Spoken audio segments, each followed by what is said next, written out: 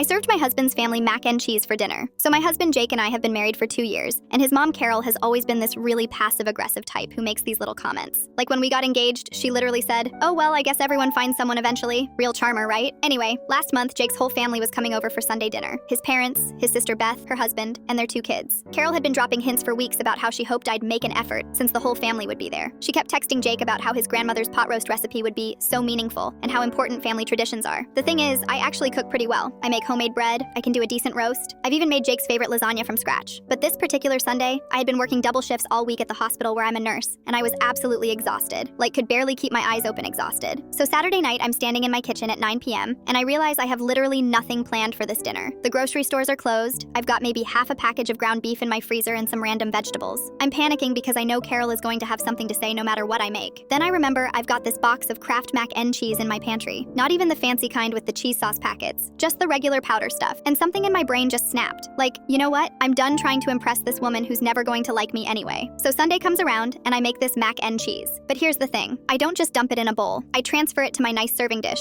the one we got for our wedding. I even put a little paprika on top to make it look fancy. I set the table with our good china and light some candles. The family shows up at 5 p.m. sharp because Carol is one of those people who's exactly on time for everything. Jake lets them in, and I can already see Carol scanning the kitchen, probably looking for signs of whatever elaborate meal she's expecting. We all sit down at the table and I bring out this beautiful serving dish. Carol's face just lights up because she thinks I've finally made something worthy of her precious family dinner. She's probably thinking I made some fancy baked mac and cheese with 3 different cheeses or something. I serve everyone their portions with this big smile on my face. The kids dig in immediately because, let's be honest, kids love mac and cheese. But then Carol takes her first bite and I watch her face just freeze. She chews really slowly, and I can literally see the moment she realizes what she's eating. Her eyes get wide and she looks at Jake, then at me, then back at her plate like she can't believe what just happened. "This is," she starts to say, and I jump in real cheerful and go, "Kraft mac and cheese. I thought we'd keep it simple today." The table goes completely silent except for the kids who are happily eating away. Jake's dad is trying not to laugh. I can see his shoulders shaking. Beth is staring at her plate like she's afraid to look up, and Carol just sits there with this expression like I've personally insulted her entire bloodline. Finally, she puts her fork down and goes, "Well, this is certainly different." I just smile and say, "I know. Sometimes the classics are the best, right? This is actually Jake's favorite brand from when he was a kid," which was true. Jake had told me he used to beg his mom for Kraft mac and cheese, but she always insisted on making everything from scratch. Jake's trying so hard not to lose it. He takes a big bite and goes,